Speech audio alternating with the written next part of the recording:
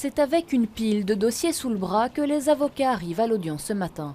Un moment clé pour les parties civiles qui attendent le procès.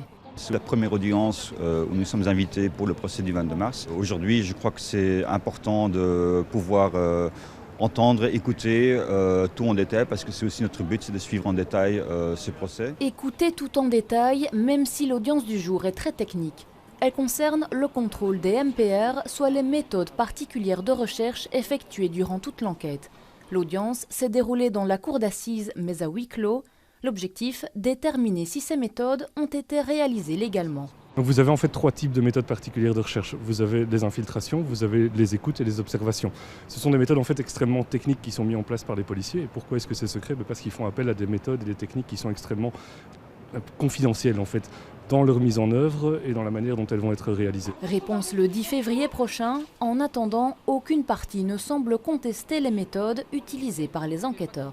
La procédure semble régulière pour l'ensemble des parties. Personne n'avait d'observation à formuler, que ce soit du côté du ministère public ou du côté des avocats. Prochaine étape, savoir qui sera finalement jugé. Pour l'instant, 13 personnes sont inculpées, 8 devraient être renvoyées aux assises, dont Salah Abdeslam.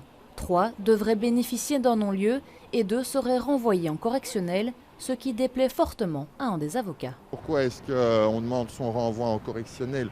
Je n'avais pas connu une mansuétude pareille du côté du parquet pendant les premières années. Alors pourquoi ?